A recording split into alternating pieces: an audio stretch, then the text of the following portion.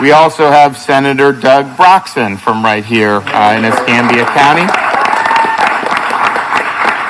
And we have Representatives Williamson, Andrade, Salzman, Pat Maney here with us today, local Northwest Florida state rep. So thank you for being here. We also have Carlos Fines, Regional Director of Operations, Southeast Region. Are you up here with us? Okay, yeah. We have Sean Brown, the District Manager for Home Depot. Where are you at? Okay. And then we have Mike Sullivan, the Store Manager for Home Depot. So thank you.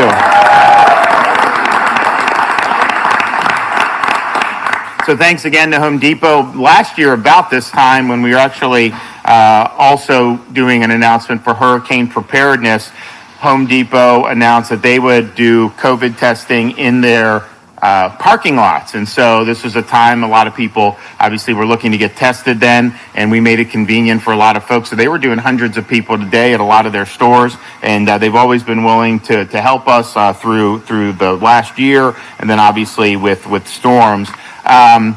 The bill we're going to sign today represents a lot of tax savings for Florida taxpayers.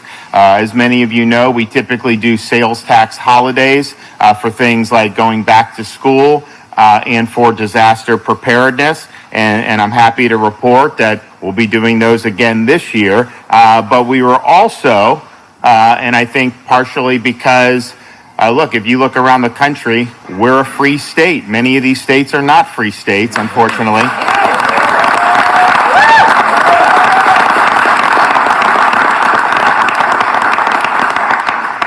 So the legislature believed, and they really deserve credit for this idea, that to celebrate both our economic and recreational freedom that we enjoy here in the Sunshine State, this tax package will include the first ever Freedom Week, which will be a 7-day sales tax holiday on outdoor recreational purchases, as well as tickets for events, museums, the arts, and more. And so we're proud of being a free state. We're proud of being open, and we want taxpayers to be able to benefit if they're participating in all these things. And we've had, no state has had more events than we've had over the past year. We most recently in Jacksonville had the first full capacity indoor sporting event with UFC. Of course, we hosted the Super Bowl in Tampa. We're going to be in Bay County for a big, there's going to be like 20, 30,000 people at that. So we're going to be doing that. So we're really proud of that, and we're proud that folks in Florida are able to enjoy that. And quite frankly, we have folks in other states that look to Florida as their refuge to be able to come down here, whether it's vacation, whether it's attending events, whether it's all these different things. I go out and I talk to folks. In fact, we were in Panama City Beach. All these people, hanging out. They're a lot of them other states, and they're really thanking us that they have Florida to be able to come to escape some of these repressive policies. And it's interesting. Some of these governors lock down their people, and then they come to Florida themselves to be able to enjoy. I mean, so this Freedom Week is scheduled during the week of July 4th. It will exempt sales tax on the following eligible purchases. Admissions to events scheduled between July 1st and December 31st, 2021. So that includes live music events, sporting events, movies, ballets, plays, music theaters, fairs, festivals. My daughter loves fairs, and so we took her to the Strawberry Festival down in Plant City and the Clay County Fair in Northeast Florida. So she's always asking me, Daddy, I want to go back to the fair. So now we'll save on our tickets, I guess, if we do that. Use or access to private and membership clubs and providing physical fitness facilities. That's really important. These bureaucrats telling us we have to keep these gyms closed. That you should not be doing that. You want people to be able to be physically fit and be able to have access to this. And so we're proud that we've done that. It also, no tax on entry to state park, museum, including annual passes.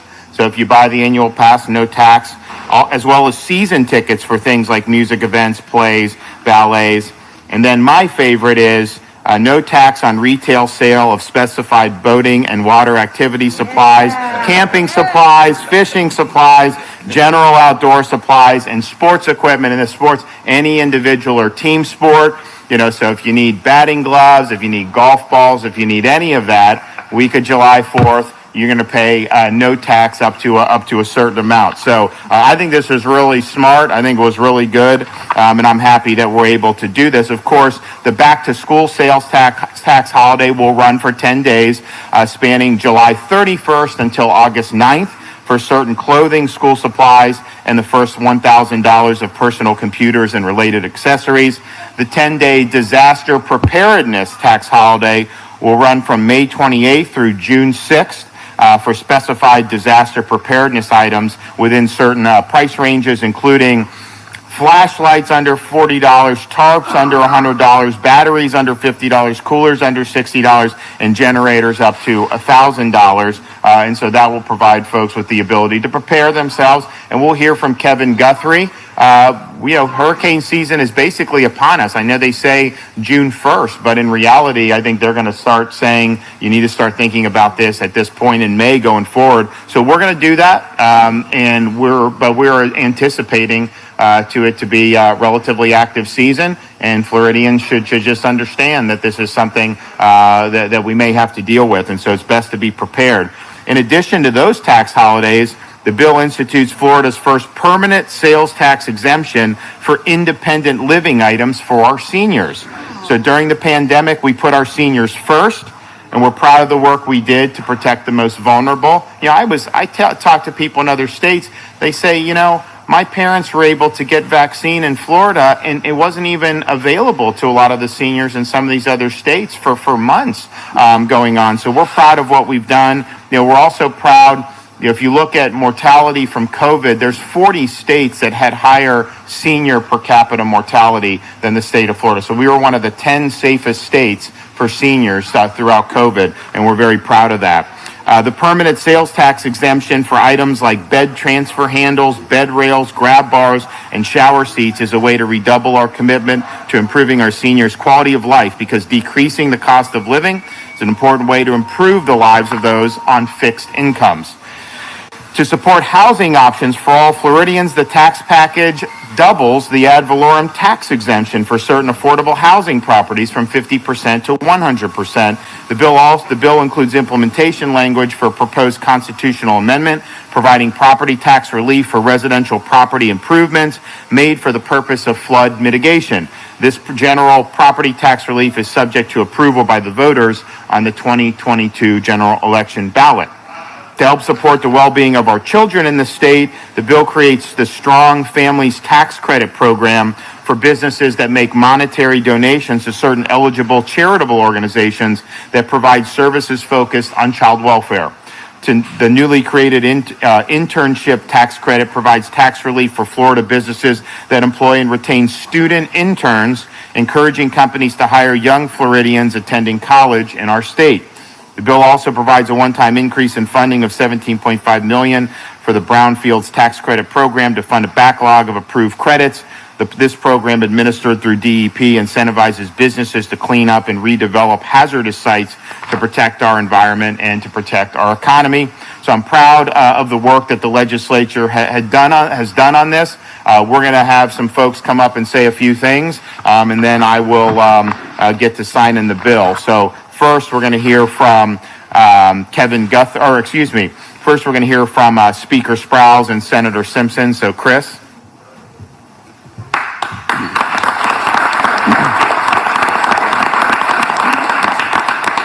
Well, thank you, Governor. Great to be here today in North Florida to celebrate what I believe is certainly the best tax package that we've had in the legislature since I've been happy to be a part of it.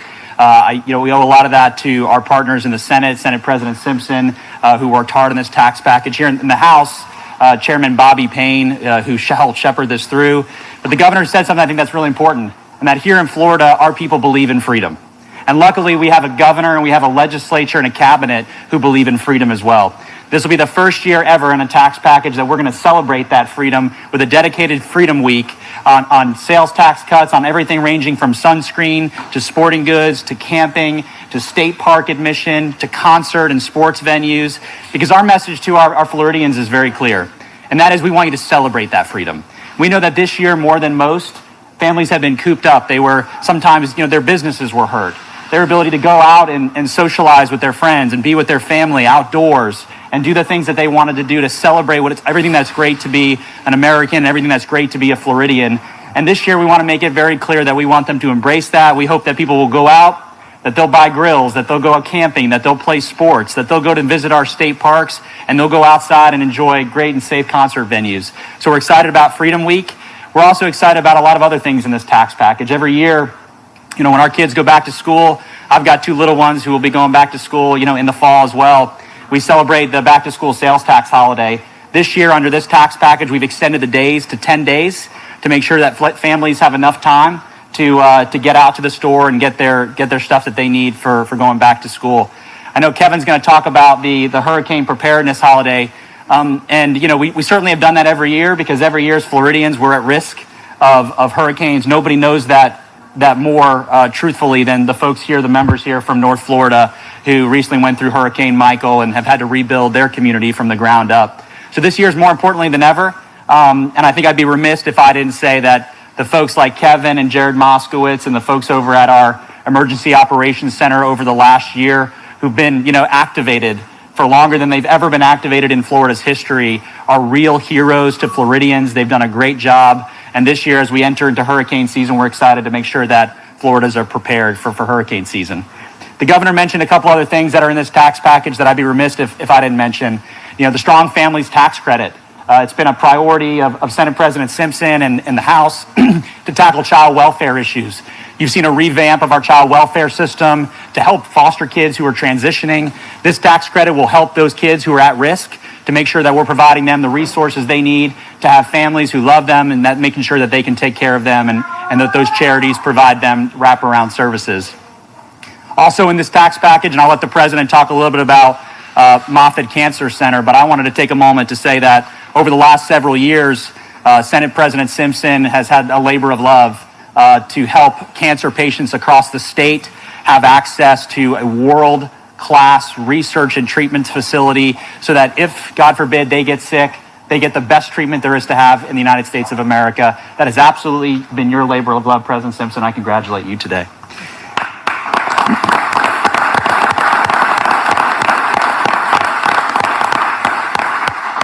We're excited about this tax package. We're excited about the freedom that it bears and that making sure that we kept the taxpayers in mind and the taxpayers first. Luckily, we have a governor who continues to champion the taxpayer, continues to champion the freedoms that we all share. And for that, Governor DeSantis, the Florida House is very grateful. Thank you.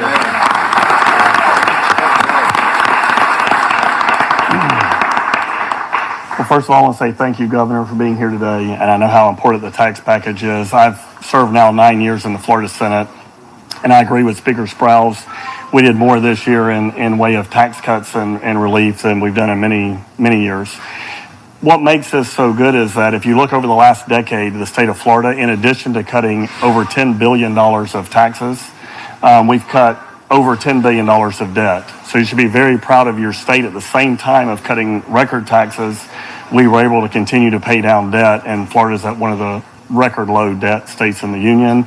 And we have a AAA bond rating by all 3 credit rating agencies. So it's been something I've been very proud to serve with the Speaker and Senator Brockson's here today, a local senator, and Senator Ana Maria Rodriguez was a senator who shepherded this tax package through the Senate. So we're very proud of all those statistics. One of the things I'll re-mention was Moffitt Cancer Center. It's something that the state of Florida now, in the next 5 to 10 years, will have the leading, what I believe will be, cancer research and institute in the United States, probably in the world, and it'll rival any institution anywhere in the country. And it's something we worked very hard on for many years. I'm glad to see that happen, and I really appreciate the Speaker's work on the tax package, the governor's, and I appreciate being here today, Governor. Okay. Thank you. Jimmy Petrona. Thank you, Governor. Thank you, gentlemen and ladies. Don't we have a great governor? Give him a round of applause. Come on.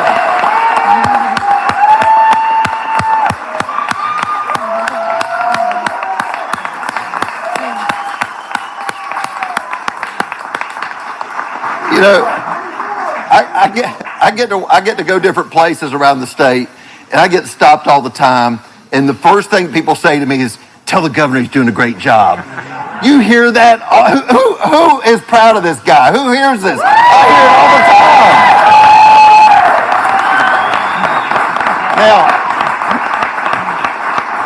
time. Now I don't know about y'all, so I'm here because hurricane preparedness. And Kevin probably agrees. We both lose hair this time of year because we get concerned because of folks being prepared at times of hurricane. You know, we saw what Michael and Sally did to Northwest Florida. We're concerned. These men and women up here know that you feel the pain when it comes time to recovery.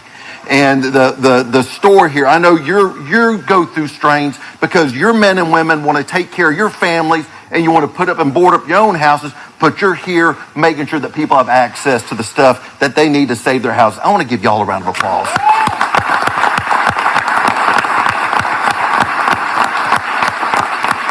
My college roommate used to be a Home Depot manager over in Merritt Island, and some of the hardest days were the times hurricanes were bearing down the state, and you're sitting there doing everything you can to help people save their homes. So this is exactly what we're trying to do. We're trying to incentivize that. We're trying to make sure that the sales tax benefit gives you motivation, so you go out and get those resources now. You used to go get the radios, the batteries, the generators, the supplies now, as opposed to waiting when the emergency comes. Everybody remember the challenge we had finding toilet paper just about a year ago?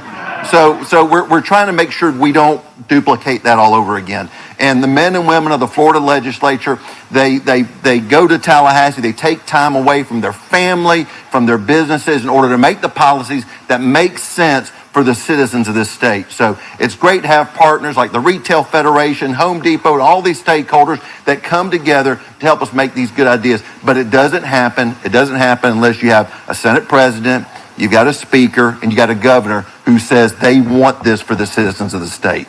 So again, incredibly humbled to be here with y'all here today.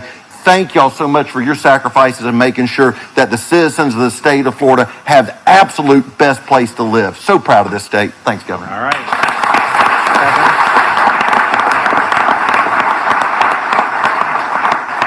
Good morning. First, I want to say thank you to the governor for your leadership, as well as CFO Petronas, Speaker, Mr. President. Thank you for your leadership and all that you do for the citizens of this state. I'm excited to be here today with the governor and everyone on the stage. There's no doubt that House Bill 7061 will help Floridians save money. I want to thank everyone who made this bill possible.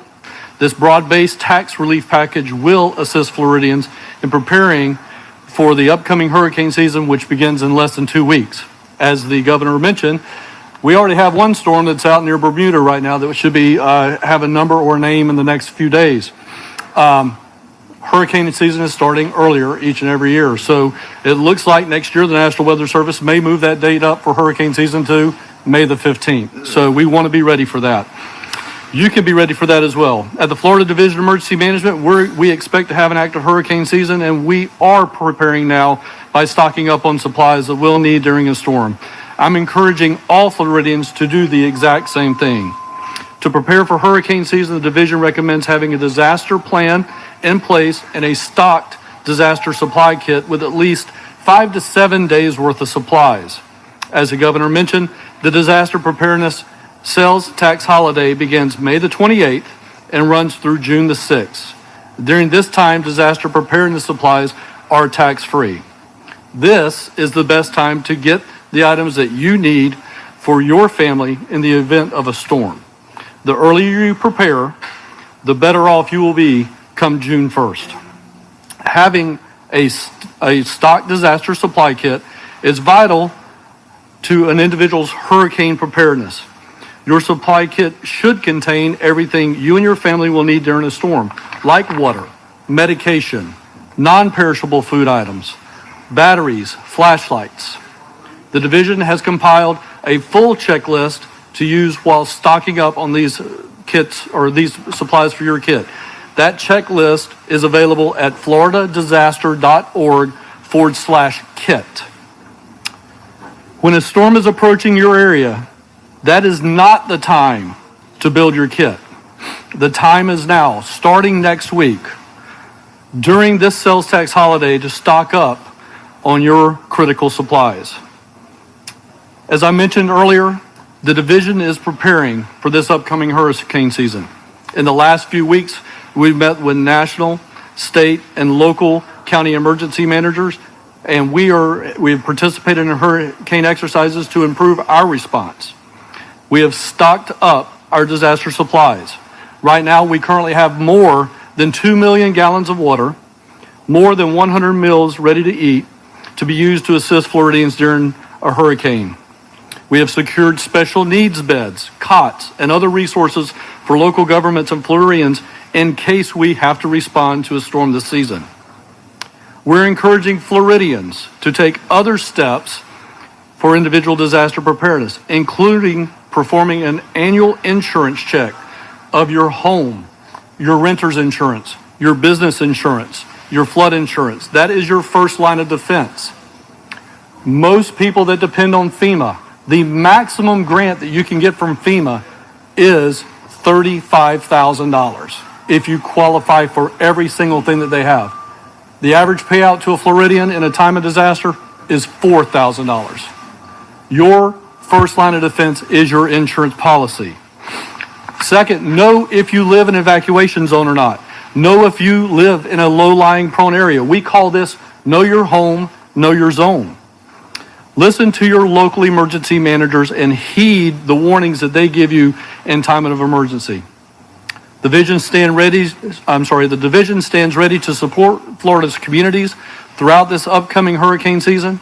We remain committed in ensuring that Florida is prepared to respond to and recover from and mitigate against any storm that we have this season. So as we continue to take the necessary preparation steps, I want to once again encourage all Floridians to go ahead and start preparing their disaster preparedness kit. Again, the division's checklist is available at floridadisaster.org/kit. Again, Governor, Speaker, Mr. President, I just want to say, Jimmy, I'm sorry. Thank you for everything that you have done for us, for the citizens of the state, and thank you for your leadership. Appreciate it.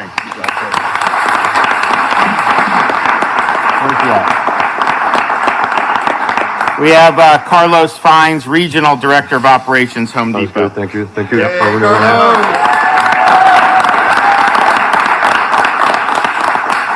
You guys make it kind of a tough act to follow, So, Governor, thanks for being here, without a doubt. And so, Speaker Sprouse, Mr. Patrons, Director Guthrie. Do I get that right? Yeah. That's it. I got that right? So, thanks for being here. Look, Governor, thanks for signing the bill here at our store today, something that is extremely important. As you guys were just mentioning a little while ago, Home Depot is actually, a company that has some very, very deep values. And as you guys are mentioning, when you're looking at signing this bill is something that's going to help our community. And in doing so, when you're looking at the Home Depot, it's something that actually just distinguishes us from, being, there for the community. So thanks for being in our store today. And I'll pass it on to you. Okay. Yeah. Well, thank you. Appreciate it.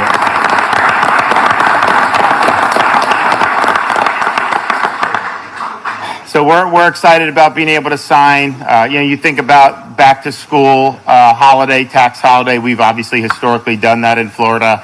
I think it means even more this year, the fact that we actually had schools open in Florida. Many of these other states, they still don't have full in-person schooling in major parts of our country, in some of these bigger urban areas. And that is an absolute disgrace, and that is going to hurt millions and millions of families. It already has. It's going to continue to hurt, and there's going to be reverberations of that for years to come. So we put our students and our families first. We made sure that we were going to give every parent the access to in-person instruction. We are much better for doing that as a state than had we followed the path of these lockdown jurisdictions. I'm also glad with the sales tax holiday for things like recreation, sports, very good, very important for Florida. But live events.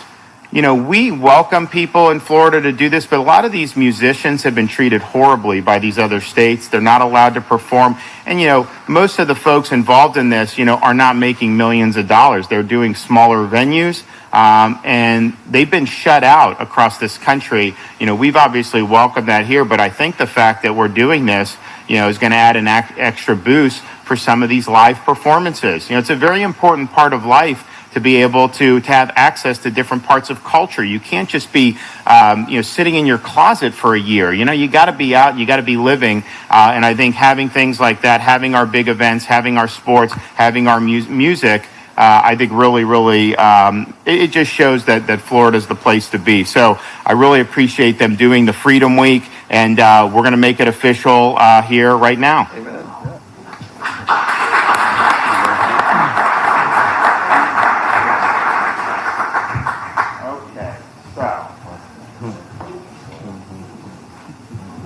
So today's date is May 21st. Am I right on that, or 22nd? 21st. 21st. Second would be my anniversary. Gift on the way home. Okay. Pretty good. I think I got something here.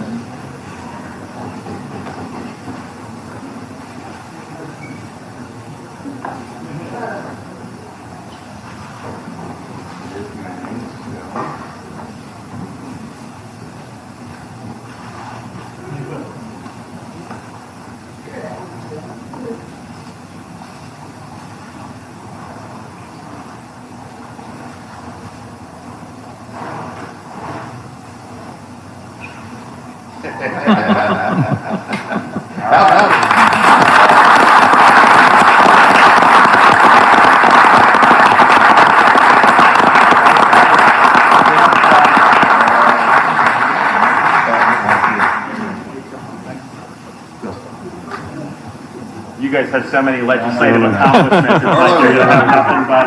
We get one to Carlos. Thank you, sir. You got it? Yeah. You got Carlos, you get this guy an apron? Anyone else? Yeah. He's got it. All right. You got it. Yeah. Well, good work, everybody. We got a lot more to come over the next many weeks in terms of signing other key pieces of legislation involving approving a lot of really good stuff in the budget, and we look forward to doing that very soon. Question or two? Yes, sir. Governor, this is your fourth, maybe your fifth visit to the Western Panhandle since maybe a year or so ago. What does Northwest Florida mean to you personally and to the state of Florida? Northwest Florida has led the way during this pandemic. If you look at how they handle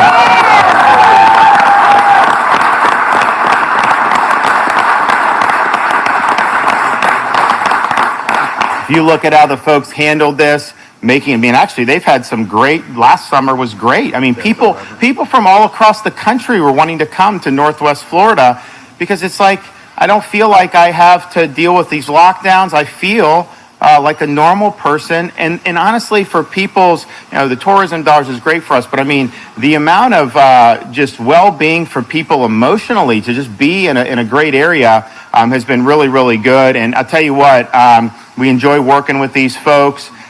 We've done a lot from Bay all the way over here to Escambia, and we're proud of the work, but we're also proud of the Floridians that live in this part of the state. We come in and, you have our military footprint, one of the top footprints in the country up here in Northwest Florida for active duty. And then, of course, all the great veterans that live in Northwest Florida really make our community that much better. So I know anytime the state of Florida has to deal with anything, we know that Northwest Florida will step up and be there for our state. So it's really an honor to be here. And I've been in Northwest Florida more than any other governor, wouldn't you say? And certainly, so we're happy with that.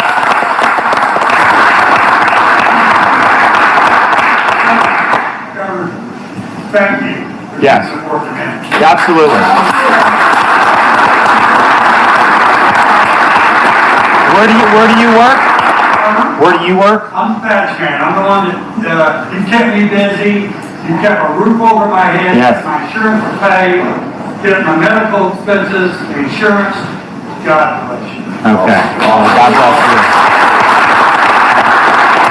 Yes, ma'am. Question is kind of off the subject of the hurricane, but in this area in Santa Rosa County, currently they're still quarantining healthy children. No, we don't want that. So I've said that from the very beginning. So the question is, quarantining healthy kids. No, you don't quarantine healthy kids. We've said that repeatedly.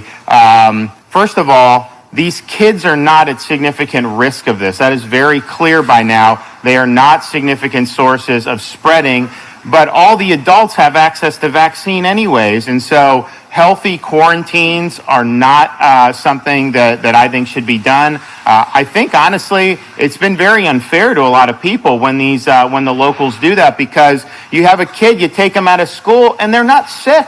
You know, it's one thing if you're sick to stay home, but to say, oh, well, you may have passed someone in the hallway, therefore you have to stay home for 2 weeks. It's hard for parents, too, because the parents have to figure out, especially our single moms, they got to juggle work now, and then they have their healthy kid is told they can't go back to school or something. So, no, we don't support healthy quarantine. Europe does not do healthy quarantine in schools. What they do is if someone has symptoms, then they have them stay home, and then they can test them. But if people are healthy, then they behave like healthy people.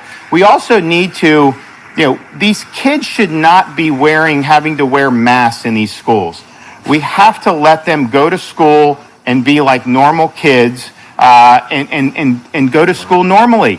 That's what really the evidence has told us we need to be doing. Clearly, from an emotional, physical, psychological perspective, that's obviously just a no-brainer to have them be normal. Many places in Florida have done that, and I know a lot of them are saying, well, we're definitely going to do that going forward. But I think that should be the policy statewide. And obviously, if these guys were to put something on my desk that said that, I would obviously sign that without question. So we'll be happy to do it. One more thing about vaccination. We also, I know you said we're not doing critical race theory, but like in Santa Rosa County, especially with our Board of Education, and I think also in this county, they're kind of rewording it as SEL, which is social emotional learning. And our grade K-5 summer reading books, there are several of them that are kind of about critical race theory. It's all about the race, and it's just pointing out, and it's putting, to me, it's putting in their minds the separation. So what can we do about situations like that where you don't want that being taught, that our boards are still in the Santa Rosa Board of Education actually passed a curriculum that has that in it already. So, you can put lipstick on a pig, it's still a pig, and, you can rename. So what we're doing, the Florida Board of Education is meeting, and they are addressing this. And I told them they need to address this, and we've got to do it. I mean, first of all, it's offensive. Here we are celebrating tax savings. It's offensive to the taxpayer that they would be asked to fund critical race theory, that they would be asked to fund teaching kids to hate their country and to hate each other.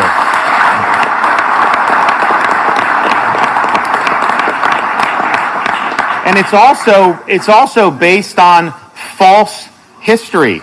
When they try to look back and denigrate the founding fathers, denigrate the American Revolution, doing all these different things that even very liberal historians say is not supported by the facts. And so I think what we need is we need the Constitution back in classrooms. We need to make sure civics is a priority, but it needs to be taught accurately. It needs to be taught in a fact-based way, not an ideological-based way. And if we have to play whack-a-mole all over this state, stopping this critical race theory, we will do it.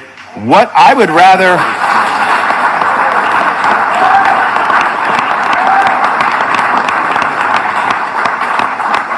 So we'll be taking action, don't you worry. Thanks, everybody. God bless you guys. Thank you.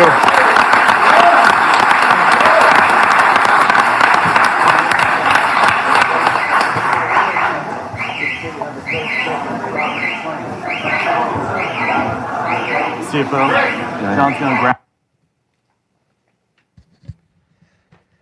Just a final commentary on that. Just an amazing, amazing press conference. I'm sorry, I just have to reiterate, when he said, questions anyone? There are liberal reporters out there. And it was silence. They're terrified of this guy. Not the Democrats. The mainstream media is terrified because he's standing up there not alone.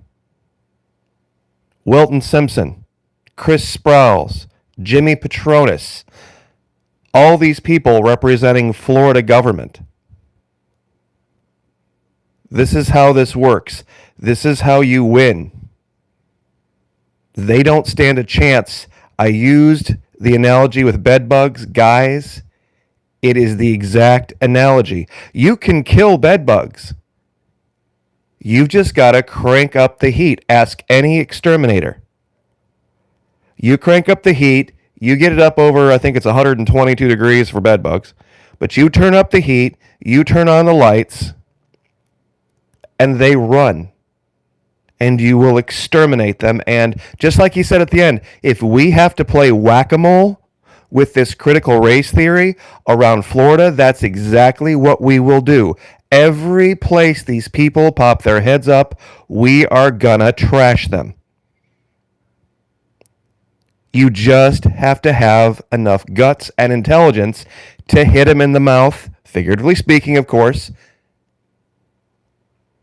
on all of their bullshit. This is something you're not going to hear covered in the mainstream media. They love to talk about the last election. They love to talk about Arizona and Georgia. Do you realize that the quadrennial state, every 4 years, that was the crown jewel of swing states, is no longer a swing state? It's not even close to a swing state. Florida is deep, deep, deep red now and getting even more red.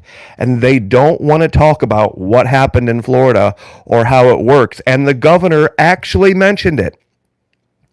Civics, not politics. Civics, local politics, local elections, local sheriffs, local mayors, local town councils.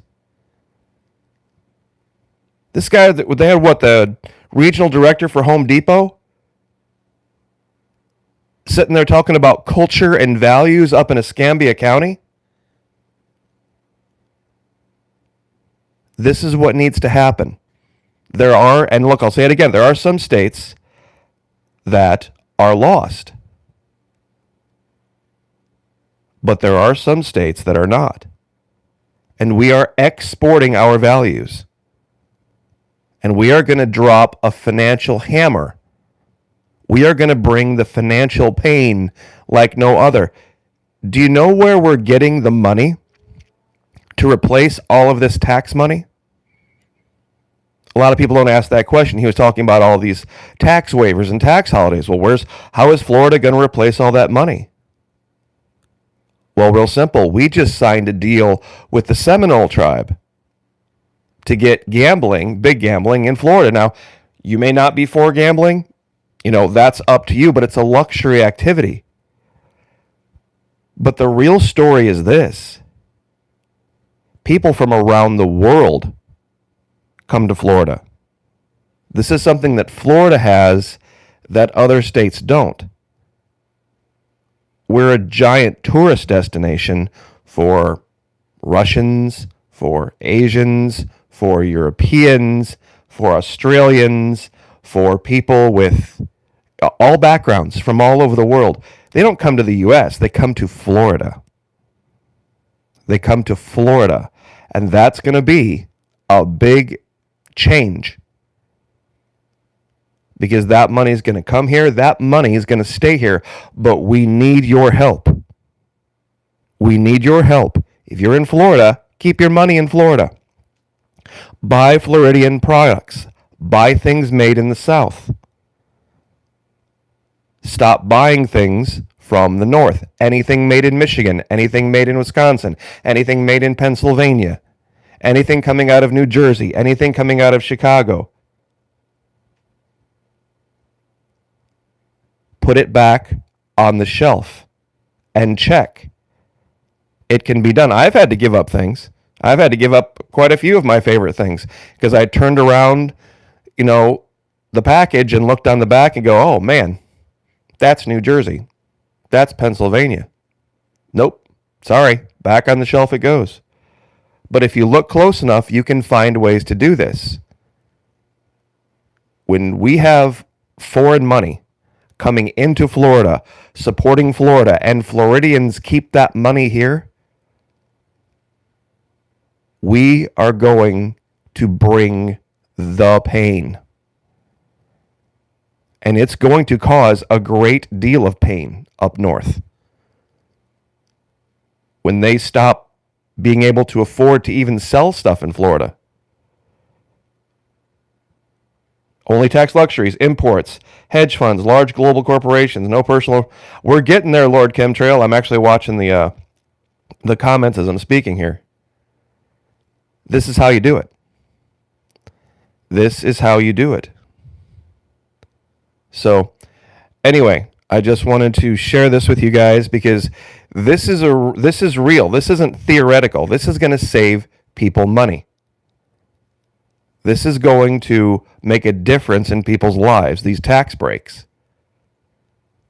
While the rest of the country up north is talking about having to raise taxes and create more taxes and further oppress people financially. Here in Florida, we're doing things the exact opposite. And it's working. It's absolutely working. So anyway, 42 minutes. I will leave it there. God bless. Thank you for everyone who's been here. I really appreciate it. We will, of course, see you next time. We're going to be on Twitch tonight, 9:30, 10 o'clock. Anyone who has questions can answer them, get them answered. I'll do the very best I can while we play Assassin's Creed Odyssey there. So anyway, you guys have a great weekend. We'll talk to you soon.